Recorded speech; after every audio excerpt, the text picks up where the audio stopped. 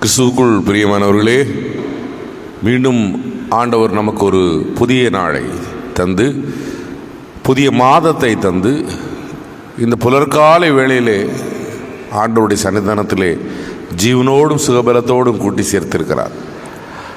அன்பானவர்களே, தவக்காலத்தின் 2வது ஞாயிற்றுக்கிழமை முடிந்து இதோ ஆண்டவருடைய சன்னிதானத்திலே கடந்து வந்திருக்கிறோம். ஒவ்வொரு நாளும் இந்த 40 நாளும் விசேஷமான நாட்களாக நம்முடைய திருச்சபை நமக்கு அறிவுறுத்தி தந்திருக்கிறது. ஆகவே ஆண்டவருடைய இன்ப சமூகத்தை நாடி வந்திருக்கிற நாம் அவரை உணர்ந்து திரும்பி செல்லுகிற ஒரு பாக்கியத்தை பெற ஆண்டவர் சமூகத்திலே நம்மை தாழ்த்துவோம். வாருங்கள். நமது பிரார்த்தனையின் ஆரம்பம் பிதா, குமாரன், பரிசுத்த ஆவியின் திருநாமத்தில் உள்ளது. ஆமென். அனுதினமும் உம்மில் நான் வளர்ந்திடவே அனுகிரகம் தர வேண்டுமே, அனுகிரகம் தர வேண்டுமே. காலைக்கு காலை புதிய இரக்கங்களினால் எங்களை முடிசூட்டி வழிநடத்துகிற நல்ல ஆண்டவரே, இந்த அதிகாலை வேளைக்காக நன்றி செலுத்துகிறோம் சுவாமி. உமது அருகாமையை உணர்வதற்காக கடந்து வந்திருக்கிறோம். காலையிலே தேடுகிறவர்கள் என்னை கண்டடைவார்கள் என்று சொன்ன நேச தகப்பனே, உம்மை கண்டுகொண்ட மனநிறைவோடு இங்கிருந்து திரும்பி செல்ல ஆண்டவரே, இந்த ஆராதனையிலே எங்கள் மத்தியிலே உம்முடைய பிரசன்னத்தை தாரும். முகநூல் வாயிலாக, இணையதள வாயிலாக இந்த ஆராதனையை செவிமெடுக்கிற பிள்ளைகளும் உண்டு. ஆண்டவரே, கண்ணோக்கி பாரும், கண்ணோக்கி பாரும். ஆண்டவரே, வர இருக்கின்ற மது பிள்ளைகளை குறித்த நேரத்திலே கூட்டி சேரும். நிறைந்த ஆன்மீக சந்தோஷத்தையும் பலத்தையும் பெற்றுக்கொள்ள அருள் புரியும். இயேசுவின் நாமத்திலே கேட்கிறோம் எங்கள் ஜெபங்கேளும் நல்ல பிதாவே, ஆமென். கண்களை ஏறெடுப்பேன். 79வது பாடல்.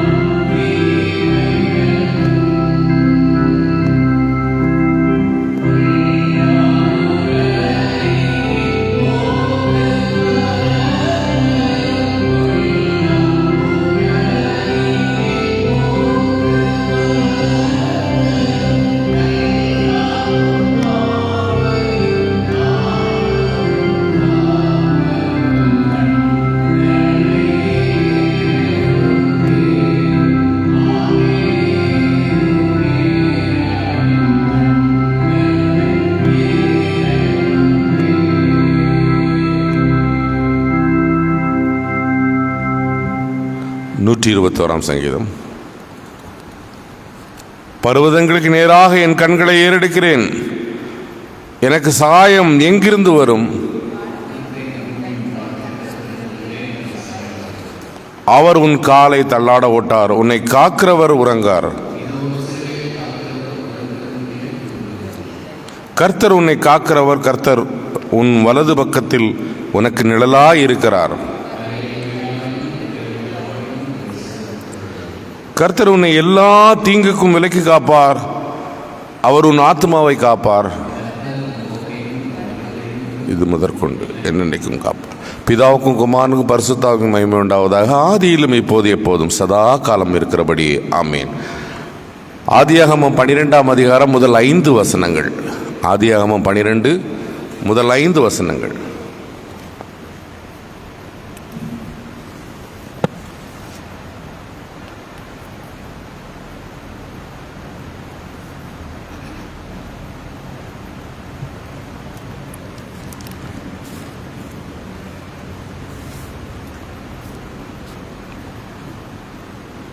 ஆதியாகமம் 12ஆம் அதிகாரம் முதல் 5 வசனங்கள்.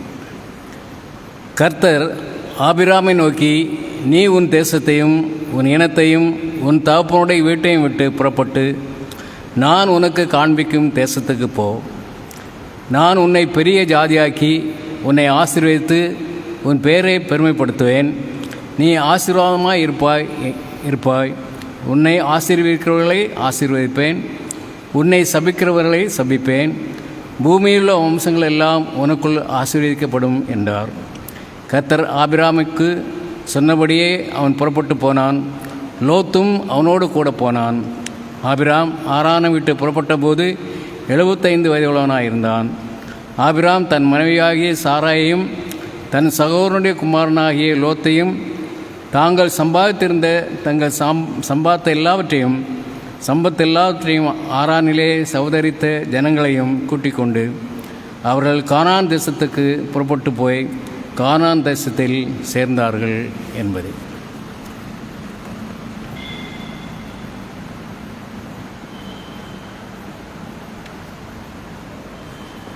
இன்றைக்கான நற்செய்தி பாகம் ஜான் காஸ்பல், யோவான் 3ஆம் அதிகாரம் 10 முதல் 16 வசனங்கள். 10 முதல் 16 வசனங்கள்.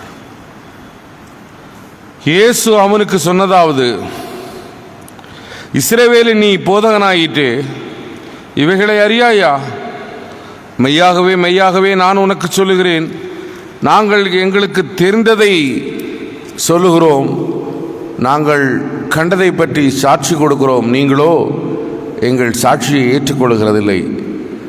பூமியில் உள்ளவைகளை நான் உங்களுக்கு சொல்ல நீங்கள் நம்பாமற் போனால் பரலோகத்தில் உள்ளவைகளை உங்களுக்கு சொல்வேனாகில் எப்படி நம்புவீர்கள்? பரலோகத்திலிருந்து இறங்கினவனாகிய மனுஷகுமாரனை அல்லாமல் பரலோகத்திற்கு ஏறினவன் ஒருவனும் இல்லை. மோசே சர்ப்பத்தை வனாந்தரத்தில் உயர்த்தினது போல மனுஷகுமாரனும் விசுவாசிக்கிறவன் எவனும் அவருக்குள் நித்திய ஜீவனை பெறும்படி உயர்த்தப்பட வேண்டும்.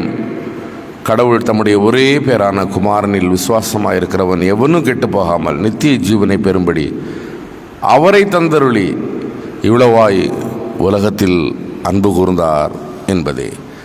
இன்றைக்கான நற்செய்தி பாகம் வாசித்து முடிந்தது. அதற்கு மறுமொழியாக நம்முடைய விசுவாசத்தை அப்போஸ்தல பிரமாணம் மூலமாக நாம் அறிக்கை செய்வோம். பரலோகத்தையும் பூலோகத்தையும் படைத்த சர்வவல்ல பிதாவாகிய கடவுளை விசுவாசிக்கிறேன். அவருடைய ஒரே குமாரனும் நம்முடைய ஆண்டவருமாகிய இயேசு கிறிஸ்துவை விசுவாசிக்கிறேன். இவர் பரிசுத்த ஆவியினால் கர்ப்பத்தில் உட்பவித்து கன்னிமரி இடத்தில் பிறந்து பொந்துவின் பிரார்த்தனையில் பாடுபட்டு சிலுவையில் அறைந்து மரித்தடக்கம் பண்ணப்பட்டார். பாதாளத்தில் இறங்கி 3ஆம் நாள் மருத்துவரிலிருந்து உயிர் திறந்தார். பரத்திற்கேறி சர்வவல்ல பிதாவாகிய கடவுளுடைய வலது வாசத்தில் வீற்றிருக்கிறார். அவ்விடத்திலிருந்து உயிருள்ளோரையும் மரித்தோரையும் நியாயந்திருக்க வருவார். பரிசுத்த ஆவியானவரை விசுவாசிக்கிறேன். பொதுவான பரிசுத்த கிறிஸ்தவ சபையும் பரிசுத்தவானுடைய ஐக்கியமும் பாவம் மன்னிப்பும் சரீர உயிர்த்தலும் நித்திய ஜீவனும் உண்டென்று விசுவாசிக்கிறேன். ஆமென். சபையார் அமரோ. கிறிஸ்துவுக்குள் பிரியமானவர்களே, உள்ளபடியே தவக்காலத்தின் 2வது ஞாயிறை கடந்து திங்கட்கிழமை நாம் இங்கே ஆலயத்திலே கூடி வந்திருக்கிறோம். அன்பானவர்களே, இந்த நாளில் சிந்தனைக்கென்று எடுக்கப்பட்ட வேத பகுதி நீங்கள் சற்று முன்பு வாசித்து கேட்ட பழைய ஏற்பாட்டு பாகம், அதிலே 2வது வசனத்தை மட்டும் ஒரு விசை வாசியுங்கள்.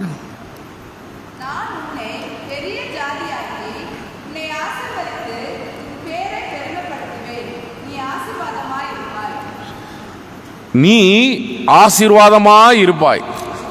தலைவணங்கி ஜெபம் செய்வோம். எங்களை நேசிக்கிற அன்பின் ஆண்டவரே, என்ன படிப்பினை இன்று தருகிறீர் என்பதை புரிந்து கொண்டு எங்கள் வாழ்க்கைக்கு, ஆன்மீக வாழ்க்கைக்கு அதை பிரயோஜனப்படுத்தி இந்த தவக்காலத்திலே திருத்த வேண்டிய காரியங்களை எல்லாம் ஆண்டவரே எங்கள் வாழ்வில் ஒரு திருப்பு முனையாக எடுத்துக்கொண்டு உம்முடைய திரு சன்னிதானத்திலே எப்போதும் மாசற்றவர்களாக நிற்பதற்கு எங்களை பாக்கியமாக ஆண்டவரை எடுத்து பயன்படுத்தும். எங்களோடு பேசும். இயேசு நாமத்திலே கேட்கிறோம் ஜெபங்கள் நல்ல பிதாவே, ஆமீன்.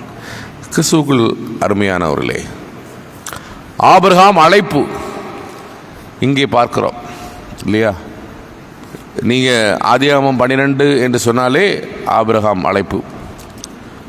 அன்பானவர்களே, 11 அதிகாரம் வரையிலும் கிரியேஷன், படைப்பும் பாவத்தினுடைய பரிமாணமும், பாவம், சின், படைப்பும் பார்க்குறோம், பாவத்தினுடைய பரிமாணங்களையும் பார்க்குறோம். 11 வசனம் வரையிலும் சோதனை. படைப்பு ஆரம்பித்த உடனே டிஸ்ட்ரக்ஷன், அடுத்து உடனே அப்படிப்பட்ட ஒரு சூழலை எல்லாம் 11 அதிகாரத்துக்குள்ள பார்க்கிறோம். 12வது அதிகாரம் நியூ பிகினிங், புதிய தொடக்கம், யூத மரபு, அந்த குலத்தினுடைய துவக்கம் ஆபிரகாமிலே. நோவா வழி வந்தவர் தான் ஆபிரகாம் இருக்கட்டும், ஆனால் ஆபிரகாமுக்கு குல முதிர் பெரியவர் அழைப்பு, கடவுளுடைய அழைப்பை பெறுகிற ஒரு காட்சியை இங்கே நீங்களும் நானும் பார்க்க முடிகிறது. 12:27 துவங்கி 25 அதிகாரம் 18 வசனம் வரையிலும் ஆபிரகாம், சாராள் இவர்களுடைய வாழ்வு முறைகள், குடும்ப பின்னணிகள், கடவுளுடைய அழைப்பு, இவையெல்லாம் விரவி கிடக்கிறது ஆதியாகமத்திலே. அந்த புத்தகத்திலே வரலாற்று பின்னணி அழகாக எடுத்து வைக்கப்படுகிறது. அப்போ எந்த அளவுக்கு முக்கியத்துவம் வாய்ந்தவர் வேதத்திலே ஆபிரகாம் ஆண்டவருடைய பார்வையில் எந்த அளவுக்கு முக்கியத்துவம் வாய்ந்தவர் என்பதை நீங்களும் நானும் புரிய முடிகிறது. 10 சோதனைகள் +7 blessings இல்லையா? 7 ஆசீர்வாதங்களை இங்கே ஆபிரகாமுக்கு கொடுக்கப்படுகிறதை நீங்களும் நானும் பார்க்கிறோம். பிரியமானவர்களே, ஆதாமின் நிமித்தமாக நிலம் சபிக்கப்படுகிறது, ஆபிரகாமுக்கு நிலம் வாக்களிக்கப்படுகிறது. See what a different. பார்த்துக்காங்க. அது மட்டுமல்ல, ஆபிரகாம், நீ ஆபிரகாம் அல்ல, அப்படிதானா? நீ ஆபிரகாம், நீ அநேக மக்களின் தகப்பன். ஹாம், மெனி மீனிங். ஒவ்வொரு வார்த்தையிலும் இல்லையா? நம்ம பேரை எப்படினாலும் வச்சுக்குவோம். ஆள் ரொம்ப கருப்பாக இருப்பான், அவனை வெள்ளைச்சாமின்னு சொல்லுவோம், அதெல்லாம் வேற. அங்கெல்லாம் என்ன பேரோ அந்த பேருக்கும் ஆள் தத்துவத்துக்கும் பர்சனாலிட்டிக்கும் பொருத்தம் இருக்கும். அந்த ஹீப்ரு கிரீக் பின்னணியெல்லாம் அப்படிதான். நீ ஆபிரகாம் அல்ல, நீ சாரா அல்ல, சாரா எனப்படுவாய் இல்லையா? நீ யோனாவின் மகனாகிய சீமோனே, நீ சீமோன் அல்ல, நீ சீமோன் அல்ல. சீமோன்லாம் இருந்தா என்ன? சீமோன்னு பேர் இருந்துட்டு போனாதான் என்ன? நமக்கு அப்படிதான் நம்ம கலாச்சாரத்தில் யோசிப்போம், அப்படிதான் என்ன அப்படின்னு. ஆனால் அதல்ல. அங்க நீ யோனாவின் மகனாகிய சீமோனே, நீ சீமோன் அல்ல, நீ கேபா எனப்படுவாய். The name itself is reflecting our own personality. ஆள் தத்துவத்தை வெளிப்படுத்துகிற. இங்க காந்தின்னு பேரை வச்சா அவன் பெரிய கொலகாரனா இருப்பான்.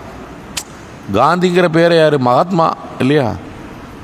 பேருக்கும் ஆள் தத்துவத்துக்கும் சம்பந்தமே இருக்காது. அங்கே அப்படி இல்லை, ஒரு பேரை மாத்துகிறார் ஆண்டவர். நீ ஆபிரகாம்,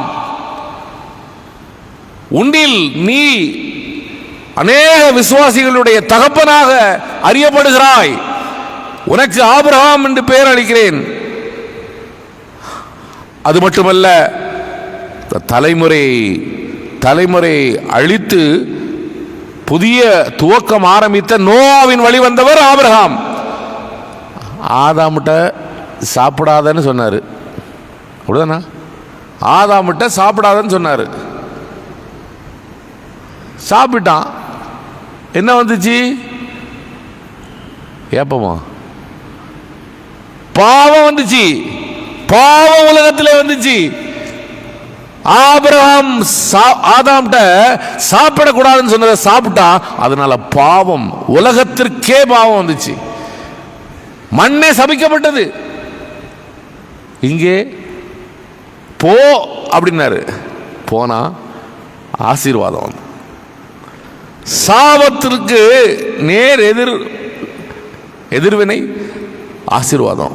இங்கே ஆசீர்வாதம் வந்தது, ஆபிரகாம் மூலமாக ஆசீர்வாதம் வந்தது. ஆசீர்வாதத்திலே பெரிய ஆசீர்வாதம் என்ன தெரியுமா? ஆசீர்வாதத்திலே பெரிய ஆசீர்வாதம், greatest blessing is that you become a blessing. நீ ஆசீர்வாதமாயிருப்பாய், அநேகருக்கு நீ ஆசீர்வாதமாயிருப்பாய்.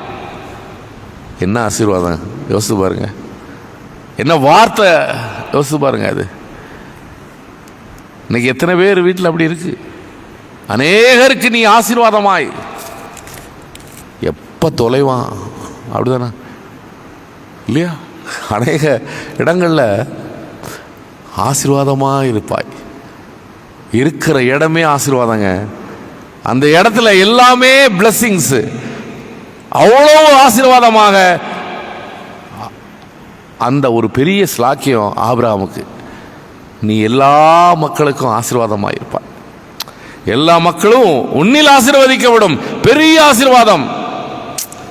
இன்னொன்று பார்த்துக்கங்க, காட்ஸ் கால். நீ கடவுளுடைய அழைப்புங்கிறத நீங்கள் எப்படி எடுத்துக்கிறீங்களோ தெரியாது. கடவுளுடைய அழைப்பு பாருங்க, அழைப்பவர் உண்மை உள்ளவர், அழைத்தவர் யார் அழைக்கிறாரோ அவர்களோடு தன்னை ஐக்கியப்படுத்திக் கொள்கிறார். அழைக்கிறவர்களிடத்திலே, இப்போ நான் உன்னை கூப்பிடுறேன்னாமா, உன்னோடு, உன் உணர்வோடு, உன்னுடைய செயலோடு என்னை ஐக்கியப்படுத்திக் கொள்கிறது. ஆண்டவருடைய அழைப்பு அப்படிதான். அதனால தான் என்ன சொல்றாரு? உன்னை சபிக்கிறவனை நானும் சபிப்பேன். இல்லையா? அது என்ன வார்த்தை? உன்னை ஆசீர்வதிக்கிறவனை நானும் ஆசீர்வதிப்பேன். அப்போ கடவுளுடைய அழைப்புக்குள்ளாக இருக்கிற அந்த ரகசியத்தை புரிந்து கொள்ளுங்கள். கடவுளுடைய அழைப்புக்குள்ள இருக்கிற ரகசியத்தை, என்னை தெரிந்தெடுத்தவர் பட்சத்தில் இருக்க என்னை குற்றம் சாட்டுகிறவன் யார்? என்னை அழைத்தவர் என் பட்சத்தில் இருக்க என்னை குற்றம் சாட்டுகிறவன் யார்? கேட்டாரா இல்லையா? பவுலடிகளார் சொன்னாரா இல்லையா? பிரியமானவர்களே, இங்கே அப்படிப்பட்ட இன்டிமசி, கடவுள் அழைக்கிறவர்களுக்கும் அழைப்பை பெறுகிறவனுக்கும் இடையே உள்ள அந்த அந்நியோன்யத்தை கடவுள் இங்கே வைக்கிறார், அழைப்பிலே வைக்கிறார். 7 blessings என்னது? அழைப்பிலே கடவுள் அதை வைக்கிறார். காரான்ங்கிறதே, காரானிலிருந்து புறப்படுகிறார், அப்படிதானே? காரான் என்று சொல்வதே பாதுகாப்பு வளையம், சேஃப் ஜோன். நம்ம சொந்த ஊர், தெரியாத ஊருக்கு போ அப்படின்னு சொல்றதை விட, சொந்த ஊர்னா நமக்கு 4 ஆள் தெரியும் இல்லையா? 4 ஆள் தெரியும், உதவி செய்ய வராட்டையும் உபத்திரத்துக்காக இருப்பான், சொந்த ஊர். ஆனா தெரியாத இடம்னா ஒண்ணுமே தெரியாது நமக்கு, கண்ணை கட்டி விட்ட மாதிரி இருக்கும் இல்லையா? Leap into the unknown situation, இருட்டில் நடக்க அனுப்புற மாதிரி இருக்கும். அப்படிப்பட்ட சூழ்நிலையிலே காரான் என்ற பாதுகாப்பு வளையத்தை விட்டு நான் வெளியே நான் காண்பிக்கும் தேசத்துக்கு போ அப்படிங்கிறார் ஆண்டவர். ஆதாம் அப்படியே திணறி போயிருக்கான். ஒன்று தெரிஞ்சுக்கங்க, ஒன்றை இழந்தாதான் ஒன்றை பெற முடியும். எல்லாத்தையும் ஈஸியாக பார்க்க முடியாது. தூக்கத்தை இழந்தாதான் உழைப்பை பெற முடியும் இல்லையா? உழைச்சாதான் வருமானத்தை பெற முடியும். எல்லா விஷயத்துலையுமே ஒன்றை இழந்தாதான் ஒன்று கிடைக்கும். எல்லாம் கிடைக்கும்னு சொல்ல முடியாது. இங்கே தன்னை இழந்து அவன் போகணும். காரான் பாதுகாப்பு வளையம், சொபிஸ்டிகேட்டடா வாழ்க்கை, சந்தோஷமா இருக்கிறான், எல்லாம் நிலம் பலம் எல்லாம் படிச்சுட்டு இருக்கான். டே 1 மார்னிங் கெட் அப், நான் காண்பிக்க இடத்துக்கு போ. கோயிலுக்கு போன்னு சொன்னாலே கேட்க மாட்டான். அப்படிதான் கோயிலுக்கு போ அப்படின்னா கேட்க மாட்டாங்க. பக்கத்தில் கோயிலை சுற்றி இருக்கிறவங்க யாரும் வரமாட்டாங்க. 10 கிலோமீட்டருக்கு மேலே இருக்கிறவங்க வருவாங்க, ஆர்வமாக வருவாங்க. கோயிலுக்கு வர்றவங்களும் என்ன செய்வாங்க? சும்மா வரமாட்டாங்க. வீட்டை பூட்டை போட்டு இழுத்து பார்த்துட்டு தான் வருவாங்க இல்லையா? சில பேர் பூட்டில் தொங்கிக்கிட்டு இனி போகலாம் கோயிலுக்கு, நமக்கு சேஃபாக இருக்குன்னு. எல்லாத்தையும் விட்டு, காரானை விட்டு, எல்லாத்தையும் விட்டு, உடைமைகள், தனக்கு இருந்த ஆடு மாடு எல்லாத்தையும் விட்டு, தான் வீடு எல்லாத்தையும் விட்டு திரும்பி பார்க்காம போன்னு சொன்னவர் எங்க போன்னு சொன்னாரா? எப்பா திருவனந்தபுரத்துக்கு போ அப்படின்னா சரி, நம்ம தெரியும் திருவனந்தபுரத்துக்கு போக சொல்றாரு கடவுள். பைய எடுத்துட்டு திருவனந்தபுரம் வண்டி ஏறி போகலாம். போன்னு சொன்னா போயிட்டு எங்க போயின்னு போ, எங்க ஆரை பார்ப்போம், யாரை தெரியும் அப்படியே திணறிக்கிட்டு இருப்போம் இல்லையா? இது நான் சொந்தமாக கற்பனை எல்லாம் சொல்லலை, நீங்க அப்படி உட்கார்ந்து கேட்காதீங்க. இது கற்பனை இல்லை. எபிரேயர் 8ஆம் வசனம் படிக்குமா? 12:8. எபிரேயர் 12:8. பாஸ்டர் என்ன சொன்னாலும் அப்படி கேட்டுட்டு போயிடணும் அப்படின்லாம் நினைக்கக்கூடாது. ஏமா 13:8.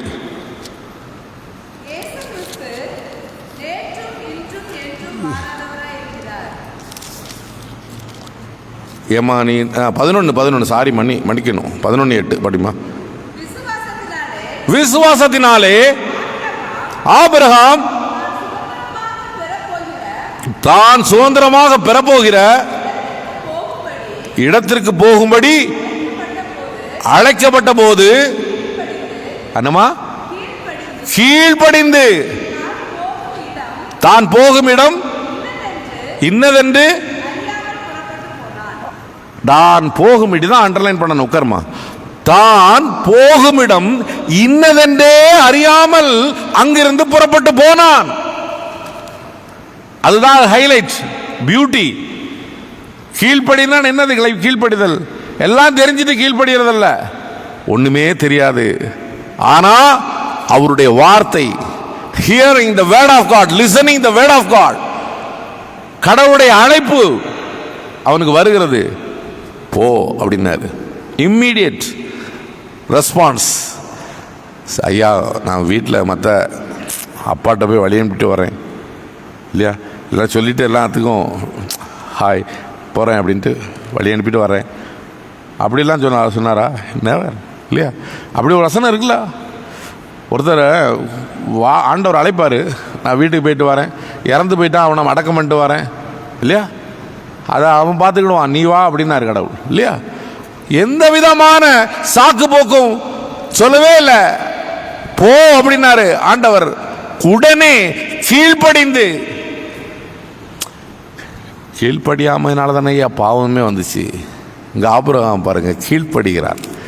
விசுவாசிகளின் தகப்பன், சும்மா சொல்லல ஆபிரகாம், விசுவாசிகளின் தகப்பன்.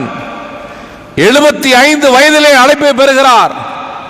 ஊர் தேராகு மகன், மெசபடோமியா, யூப்ரட்டிஸ் டைகர்ஸ் ஆறு வளம் பாய்கின்ற அந்த இடத்திலே, இப்போது ஈராக் என்று சொல்லப்படுகிற அந்த பகுதியிலே ஆபிரகாம் வாழ்ந்தார்.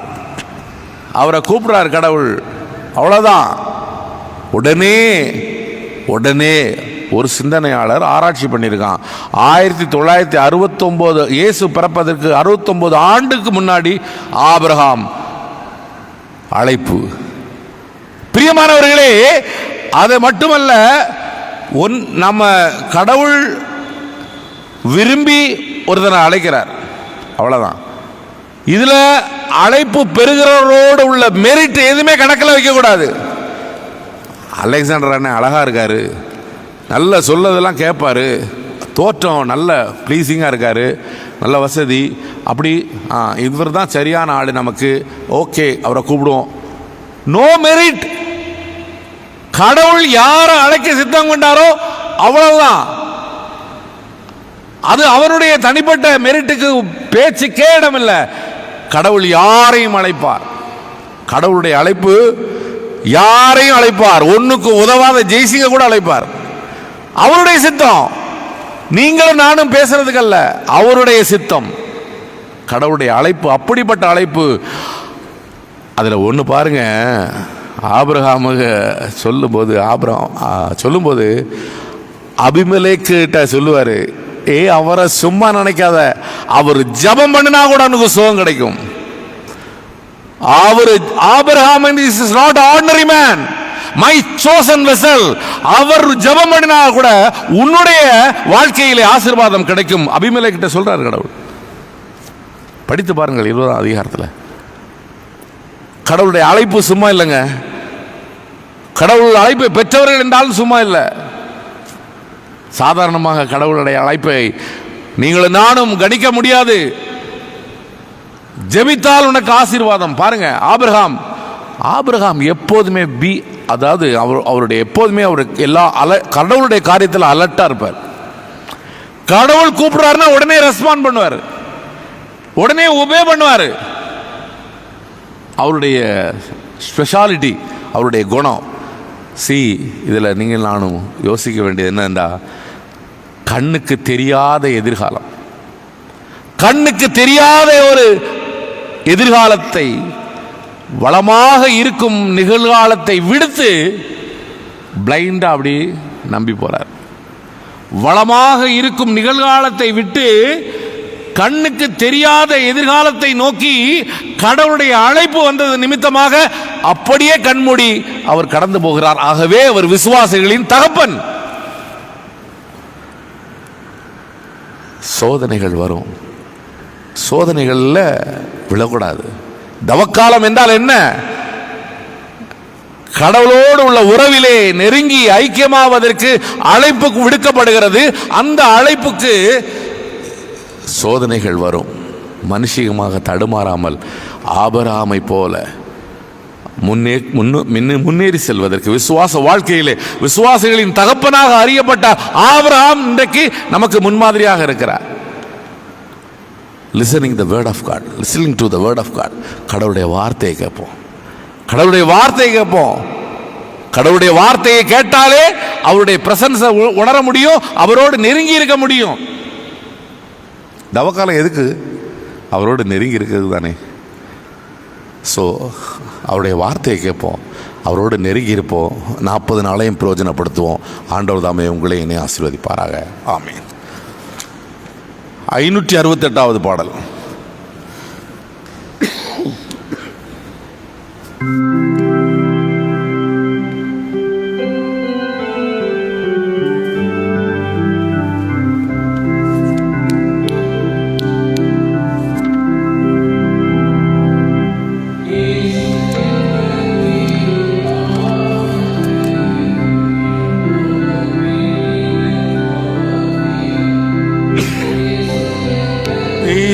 நாமத்திற்கு எப்போதுமே மிக சோத்திரம்.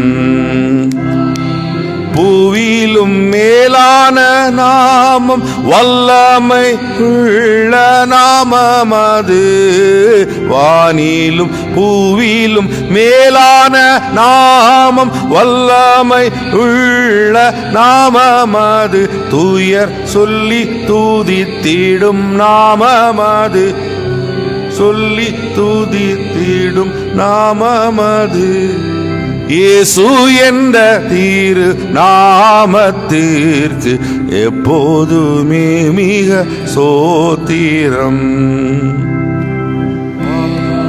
பாதாளம் யாவையும் ஜெயித்த வீரமுள்ள திருநாமம், வேதாளம் பாதாளம் யாவும் வீரமுள்ள திருநாமமது எம்மும் வென்றிடுவோமின் நாமத்திலே நாமும் வென்றிடு.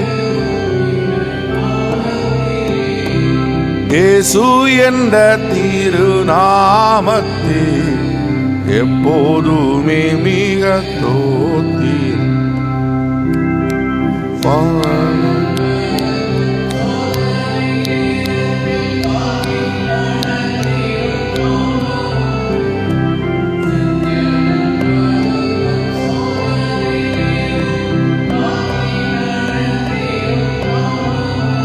தடை முற்றுமகற்றிடும் நாமமது, தடை முற்றுமகற்றிடும் நாமமது, இயேசு என்ற திருநாமத்திற்கு எப்போதுமே மிக ஸ்தோத்திரம். ஜெபம் செய்வோம். அளவில்லாமல் எங்களை நேசிக்கிற எங்கள் அன்பின் ஆண்டவரே, விசுவாசிகளின் தகப்பனாகிய ஆபிரகாமை கொண்டு அவர் கீழ்ப்படிதல், ஆண்டவருடைய வார்த்தைக்கு செவி கொடுத்தல், அர்ப்பணிப்பு, இவைகளெல்லாம் ஆதாரமாக வைத்து ஆபிரகாமுடைய ஆழ்த்தத்துவத்தை முன்மாதிரியாக வைத்து வாழுகிற வாழ்க்கைக்கு கடவுளுடைய அழைப்பு, அதனுடைய சிறப்பு என்பதை ஆராய்ந்து பார்ப்பதற்கு இந்த தவக்காலத்திலே இந்த நாளை தந்ததற்காக நன்றி செலுத்துகிறோம். ஒவ்வொரு நாளும் படிப்பினைகளையும் பாடங்களையும் எங்களுக்கு தருகிறீர். ஆனால் ஆண்டவரே, எந்த அளவுக்கு அதை நாங்கள் உள்வாங்கிக் கொள்கிறோம் என்பதை குறித்த ஒரு சிந்தனை எங்களுக்குள்ளே வருகிறது. ஆண்டவரே, 40 நாட்களையும் பயன்படுத்தி கொள்ள ஆண்டவர் தருகிற ஆலோசனையெல்லாம் கேட்டு கீழ்ப்படிய ஆபிரகாமை போல ஆண்டவரே நல் மனதை எங்களுக்கு தாரும். வந்திருக்கிற பிள்ளைகளை ஆசீர்வதியும் ஆண்டவரே, ஆசீர்வதியும். மனநிறைவோடும் அது பிள்ளைகள் கடந்து செல்லட்டும். கஷ்டங்களும் கவலைகளும் சோதனைகளும் எங்களுடைய வாழ்க்கையிலே வந்தாலும் எங்கள் விசுவாச வாழ்க்கையிலே ஆண்டவரே நாங்கள் ஆபிரகாமை முன்மாதிரியாக வைத்து நடந்து செல்ல, விசுவாசிகளின் தகப்பன் பாதச்சுவடுகளை பின்பற்றி செல்ல ஆண்டவரே சரியான ஆன்மீக பார்வையை எங்களுக்கு தாரும். ஒவ்வொருவரையும் ஆசீர்வதியும், ஒவ்வொருவரையும் ஆசீர்வதியும். ஆண்டவரே, கேட்க மறந்த எல்லா நன்மைகளையும் தார், எல்லா நன்மைகளையும் தாரும் அப்பா, எல்லா நன்மைகளையும் தார். வேதனையிலே உழல்கின்ற எத்தனையோ குடும்பங்கள் இருக்கிறார்கள். கஷ்டத்திலும் கண்ணீரிலும் தோய்ந்த ஒரு அனுபவத்தில் ஆண்டவரே ஏன் என்று ஒரு கேள்வியை முன்வைக்கிறவர்கள் இருக்கிறார்கள். சஞ்சலத்தில் இருக்கிறவர்கள் இருக்கிறார்கள். ஆண்டவரே, சங்கடங்கள் சஞ்சலங்கள் எல்லாவற்றையும் மாற்றி போடும். இந்த தவக்காலத்திலே புதிய ஒரு வெளிச்சத்தை கண்டவர்களாக, எங்கள் ஆன்மீக வாழ்விலே உம்மோடு உள்ள நெருக்கத்தை உணர்ந்தவர்களாக வாழ்வதற்கு ஆண்டவரே தடைகளெல்லாம் மாற்றும் அப்பா, தடைகளெல்லாம் மாற்றும். நியாயமாய் வர முடியாமல் தடைப்பட்டு போன மக்களை கண்ணோக்கி பாரும்.